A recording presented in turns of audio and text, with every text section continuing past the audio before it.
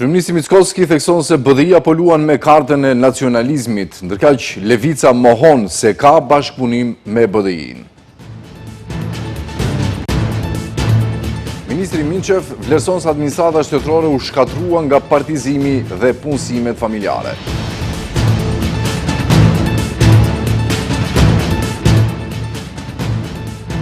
Caktohen 30 ditë paraburgim për një të dyshuar dhe arresht shtëpiak për 4 persona për zjarrin në Trubarev.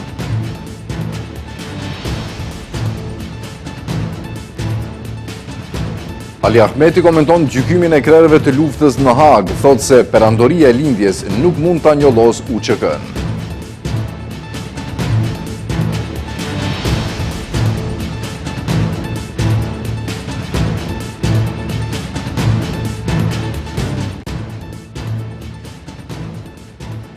Të nderuar shikues, përshëndetje. Deputeti i Levicës Amar Mecinović i është përgjigjur sot akuzave të fundit të partive në pushtet se kjo parti është në koalicion të fshehtë me BDI-n në komunat me shumicë shqiptare ku Levica ka nxjerrë kandidat për kryetar komunesh.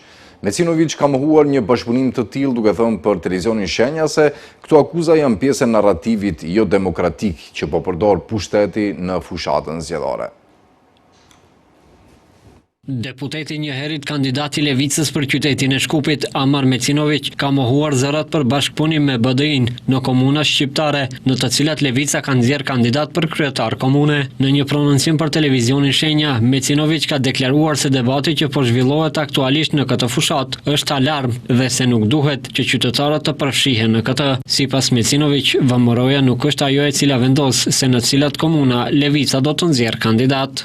Zato što vladachkite partiji Partitë që janë pjesë e qeverisë po krijojnë një narrativ të tillë, me të cilin po tentojnë të na e mohojnë të drejtën të kandidojmë me kandidatët tonë aty ku ne vlerësojmë se duhet të kandidojmë, as në mënyrë zyrtare, po as shoqërore. Bashkëpunim me BDI-n nuk kemi dhe prap do të theksoj se edhe unë kur dola si kandidat për qytet të Shkupit, VMRO DPMN doli me qendrim se kjo vjen si pasojë e marrëveshjes mes BDI-së dhe Levicës për të penguar fitoren e tyre që nga rrethi i parë.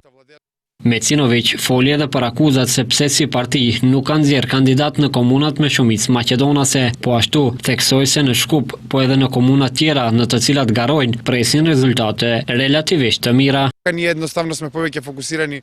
Shikoni, pa faktin se kush na akuzon për atë se ku kemi nxjerrë kandidatë dhe ku ne nuk kemi nxjerrë kandidat, po na akuzojnë kriminalet e shumicës parlamentare, po na akuzojnë njerëzit që rritën edhe për 7 miliard euro borxhin publik vitin e kaluar. VMRO DPMN-ja, votat e saj në disa komuna i dorëzon partnerëve të koalicionit dhe kjo nuk është diçka e pazakonshme, është zgjidhja e tyre. Për këtë personalisht i uroj, shpresoj që votuesit e tyre janë të kënaqur me këtë përzgjedhje.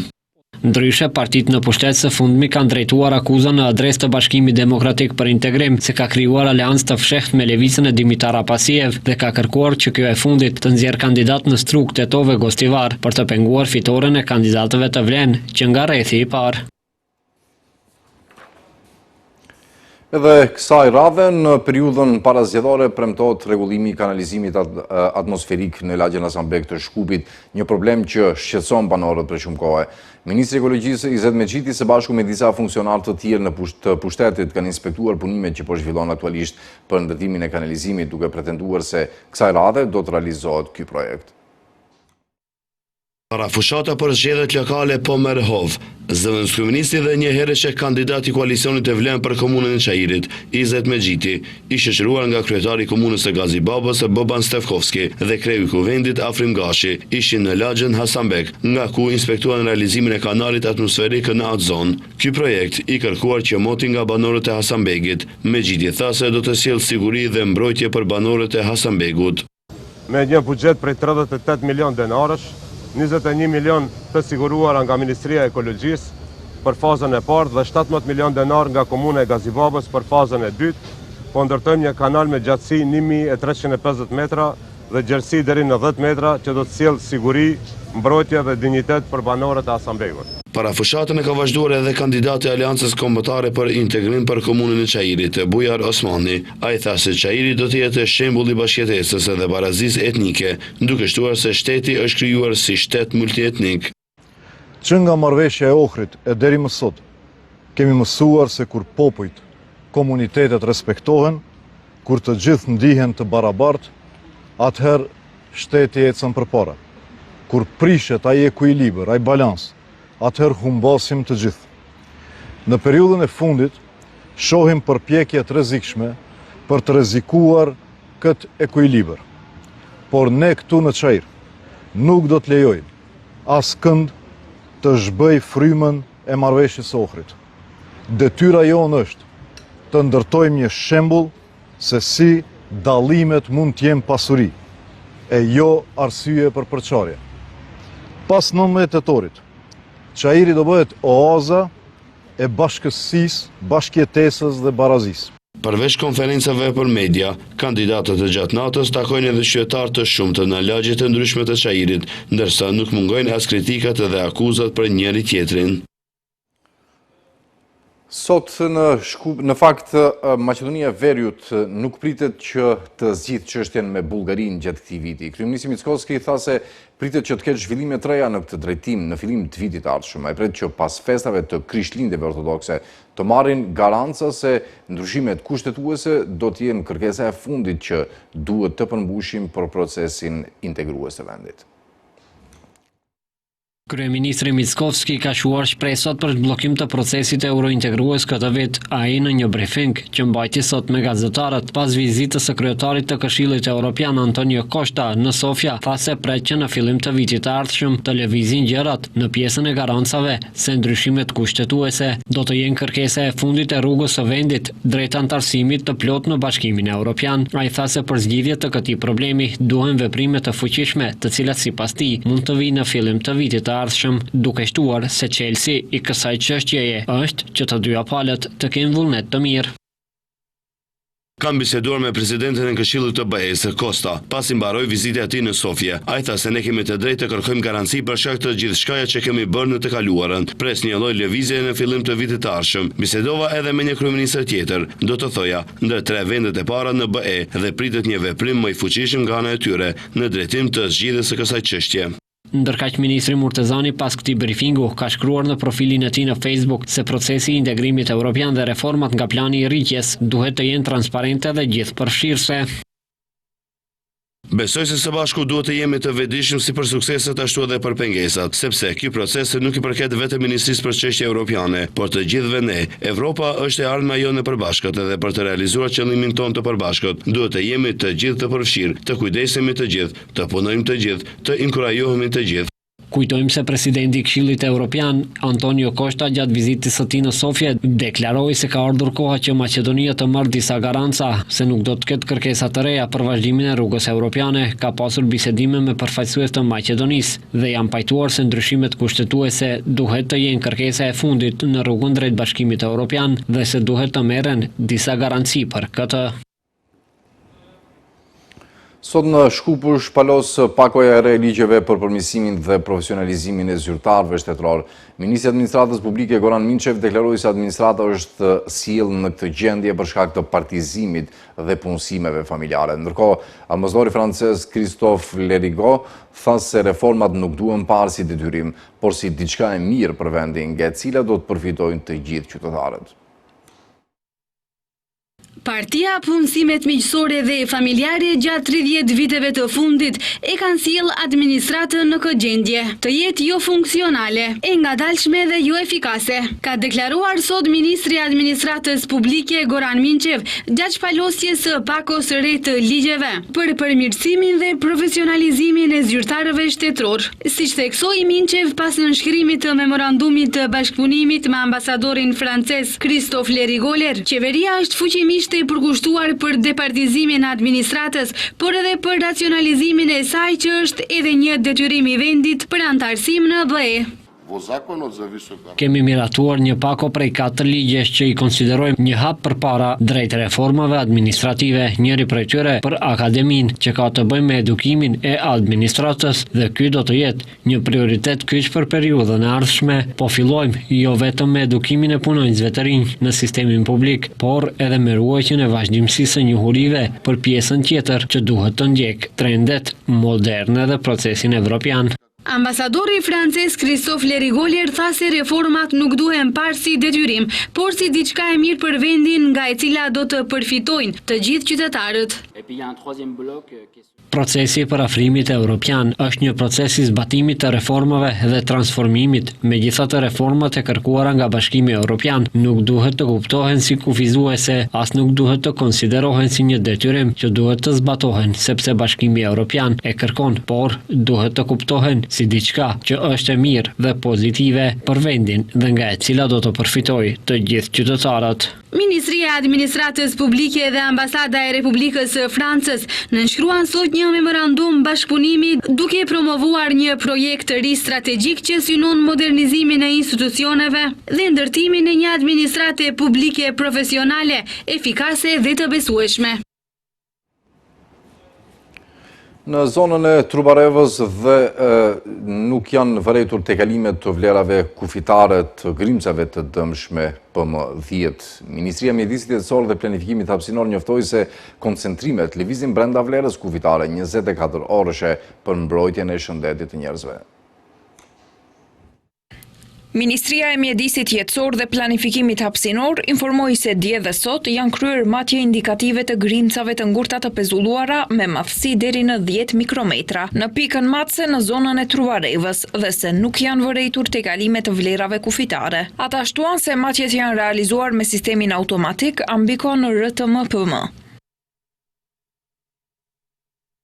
Rezultatet e matjeve, koncentrimi mesatar 9.8 mg metër kub, vlera maksimale e matur 23.3 mg metër kub dhe vlera momentale 8.2 mg metër kub. Sipas rezultateve të marra, koncentrimet mesatare të grimcave PM10 janë brenda kufive të lejuar dhe nuk është evidentuar tekalimi i vlerave kufitare. Koncentrimet lëvizin brenda vlerës kufitare 24 orëshe për mbrojtjen e shëndetit të njerëzve, në përputhje me urdhëresën për vlerat kufitare për substancat ndotëse në ajrin ambiental.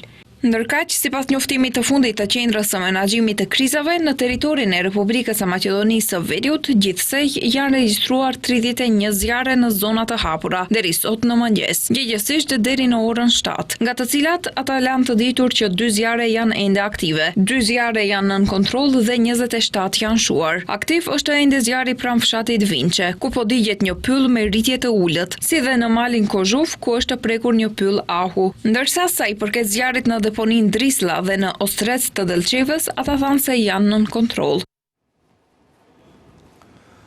Pas kërkesës së prokurorisë, gjykata penale ka caktuar sot masa për 4 të dyshuarit për zjarrin në Trubarev. Sipas hetimit të deritanishëm të prokurorisë, 4 persona dyshohet se janë përgjegjës për rrezikimin e mjedisit jetësor dhe natyrën. Ndërkohë prokuroria po vazhdon me mbledhjen e provave. Gjykata themelore penale i Shkupit ka caktuar paraburgim 30 ditor për të dyshuarin e parë lidhur me zjarrin në Trubarev, ndërkaq 3 të dyshuarve të tjerë është caktuar arrest shtëpiak, ka njoftuar nga Gjykata themelore penale. Gjykata themelore penale e Shkupit ka pranuar propozimin e prokurorisë themelore publike, duke lëshuar vendim për paraburgim 30 ditor për të dyshuarin e parë në lidhje me kompaninë. Objekti i trajtimit të mbeturinave elektronike në Trubarev, e cila u përfshin nga zjarri ditën e shtunë. 3 të dyshuarve të tjerë u është caktuar arrest shtëpiak. Masat për të siguruar praninë e tyre u kërkuan dje nga Prokuroria Themelore Publike e Shkupit si pjesë e hetimit që hapi kundër 4 personave fizik dhe kompanisë. Ata akuzohen për veprën penale të rrezikimit të mjedisit dhe natyrës me mbeturina në lidhje me zjarrin në Trubarev. Më herët gjatë procedurës paraprake, 4 të dyshuarve iu shqiptua 2 herë paraburgimi për një periudhë të shkurtër prej 48 orësh. Duke informuar për hetimin e filluar, prokuroria njoftoi se i dyshuari kryesor në këtë rast nuk ishte regjistruar zyrtarisht si menaxheri i kompanisë ku mbeturinat ishin ruajtur në mënyrë të papërshtatshme, por ai në të vërtetë veproi dhe ndërmori veprime ligjore në marrëdhëniet me palët e treta. Nga prokuroria dje njoftuan se hetimi mbi përgjegjësinë e mundshme të individëve të tjerë vazhdon dhe se prokurori publik po lëshon urdhra për të siguruar prova. Zjarri i madh në Trubarev shpërtheu më 13 shtator në objektin e firmës F Grupacioni. Zjarr nga i cili 4 persona, duke përfshirë banor të asaj zone dhe përfaqësues të institucioneve që ishin në terren për monitorim të situatës, përfundua në klinikën e toksikologjisë për të marrë ndihmë mjekësore nga përkeqësimi i gjendjes së tyre shëndetësore për shkak të thithjes së tymit. 4 personave që janë të dyshuar për vjedhjen e bustit të bronzit në varrezat e Butelit pritet të zaktohet masa e paraburgimit. Prokuria Themelore Publike e Shkupit ka dhënë detaje për rastin, duke theksuar se personat e kanë dëmtuar bustin dhe kanë tentuar të përfitojnë materialisht. Vlera e vlerësuar e bustit në pronësi të trashëgimtarës të ndjerëve është rreth 320.000 denar. Prokuroria Themelore në Shkup kërkon paraburgim për 4 persona që janë të dyshuar për vjedhjen e bustit të bronzit në varrezat e Butelit në Shkup. Prokurori publik i ka dorëzuar gjyqtarit të procedurës paraprake të gjykatës penale Themelore Shkup caktimin e masës së paraburgimit për të 4 të dyshuarit. Të dyshuarit më 17 shtator kanë hyrë në varrezat e qytetit në Butel. Kanë shkuar deri te aleja e qytetarëve të merituar dhe duke përdorur forcë fizike, kanë arritur ta shkulin dhe rrëzonin bustin prej bronzi me 2 figura njerëzore në pozicion ulur. Nga platforma e varrit të ndjerëve Stave Popov dhe Branka Popovska. Busti ka qenë fiksuar me ankor, me që rast ata e kanë dëmtuar dhe shkatëruar vetë platformën e varrit dhe e kanë fyer vendin e varrit. Prokuroria njoftoi se të dyshuarit pasi e kanë hedhur bustin në tokë e kanë tërhequr deri te gardhi me tela ku më parë kishin bërë një hapësirë dhe siç thot prokuroria, përmes hapësirës e kanë kaluar bustin dhe e kanë ngarkuar në automjet me qëllim që ta përvetësonin. Gjithashtu prokuroria theksoi se vlera e vlerësuar e bustit në pronë të trashëgimtares së të ndjerëve është rreth 320.000 denar. Një përleshje masive ka ndodhur sot në oborrin përreth spitalit përgjithshëm me veprimtari të zgjeruar Borka Taleski në Prilep, për ndalimin e së cilës është dashur intervenimi policor. Nga një video publikuar në rrjetet sociale, shihen prezenca ekipeve të shtuara policore pas ditën e sotme në oborrin e këtij spitali. Megjithse në vendin e ngjarjes janë dërguar zyrtar policor, pjesëmarrësit në incident nuk i kanë respektuar urdhrat e tyre për të ndaluar përleshjen, paska një nga policët ka shtënë disa herë në ajër me armën zyrtare. Pas intervenimit policisë nga sektori për punë të brendshme në manastir, njoftuan se janë ndaluar 13 persona dhe se pas dokumentimit të plot të rastit ndaj tyre do të ngriten padi përkatëse.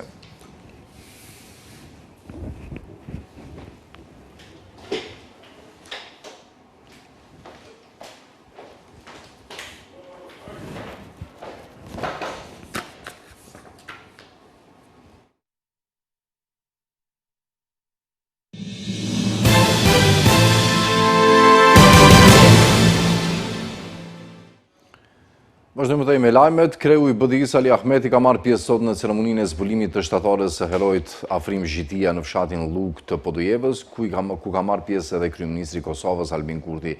Gjatë fjalimit Ahmeti ka deklaruar se ka tendenca tepër të organizuara nga lindja për të akuzuar SBA-n Europën se gjoja në Kosovë kanë mbështetur një lëvizje kriminale. Ahmeti ka deklaruar se do të dështojnë përpjekjet e Rusisë për të njëllosur luftën e ushtrisë shqyrtare të Kosovës.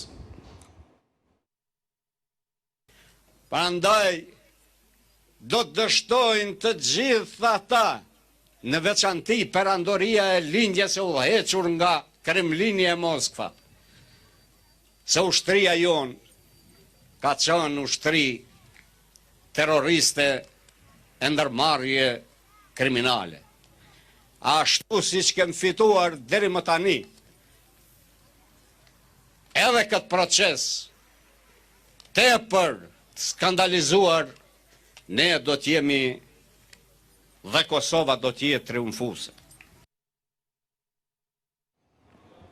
Kryeministri i Kosovës Albin Kurti ka folur sot për raportet me Amerikën. Kurti ka sqaruar se bëhet fjalë vetëm për pezullimin e planifikimit për dialog strategjik, jo të vetë procesit dialogu strategjik. Nuk kemi prishur me Amerikën, por kemi disa dallime, deklaroi Kurti, ndërsa tha se opozitarët po e stërzmadhojnë në dritë negative çdo ndodhi për raportet e qeverisë me qeverinë amerikane. Ai siguroi qytetarët se qeveria i trajton seriozisht deklaratat dhe qëndrimet e ambasadës amerikane. Kurti deklaroi se raportet, marrëdhëniet dhe lidhjet ndërmjet Republikës së Kosovës dhe Shteteve të Bashkuara të Amerikës janë të thella dhe i tejkalojnë qeveritë. Ne jemi të bindur se komunikimi vazhdueshëm i cili është i rregullt do ta bëjë të mundur që të vazhdojmë të ecim përpara së bashku, deklaroi kryeministri Kurti. Në shtyllën e diplomacisë kemi disa dallime dhe ato shumë shpesh kanë të bëjnë me qëndrimet tona në raport me Serbinë dhe veprimet ndaj strukturave ilegale të saj në Kosovë. Përderisa pajtohemi për vlera, interesa dhe qëllime, nga njëherë jo edhe për çështje operacionale e taktike. Megjithë këto, vështirësi në këtë shtyllë, padyshim që ka ecje substanciale në dy shtylla tjera, atë të mbrojtjes dhe të zhvillimit. Bashkëpunimi ushtarak po vjen, në që rast blerja e pajisjeve dhe municioneve me administratën aktuale po shkon edhe më mirë. Kurse në shtyllën e zhvillimit, qeveria jonë hoqi tarifën 10% ndaj produkteve me origjinë nga Shtetet e Bashkuara të Amerikës, administrata e re atje vazhdoi programin kompakt të korporatës së sfidave të mijëvjeçarit MCC për Republikën e Kosovës.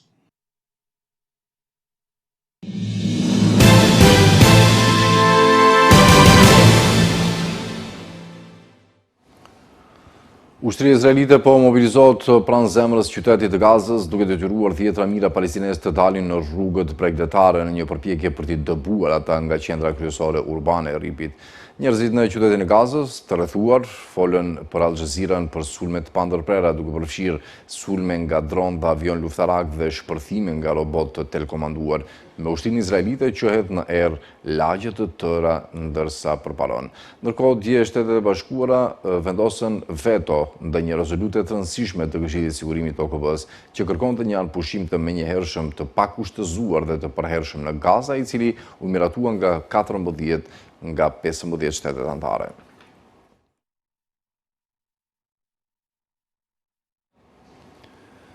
Ministri turk i punëve të jashtme Hakan Fidan ka deklaruar se incidentet dhe zhvillimet e fundit në luftën e Izraelit në Gaza kanë treguar se SBA mund të mos ketë aq shumë ndikim mbi politikat e Izraelit sa mendohet zakonisht dhe se realiteti mund të jetë edhe i kundërt.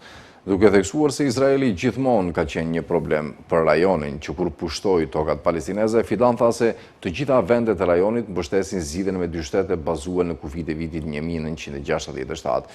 Megjithatë, Izraeli kur nuk ka dashur vërtet një zgjidhje me dy shtete. Ai vazhdimisht ka ndjekur një politikë të pushtimit tokave palestineze përtej kufive të vitit 1967, duke përdorur sigurinë si justifikim, tha Fidan.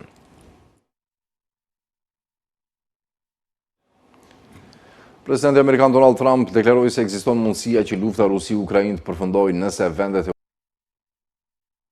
Po mbyllim këtu këtë edicion të lajmeve të nderuar shikues për të takuar sërish në orat 18:55. Mirëmëngjes deri atëherë.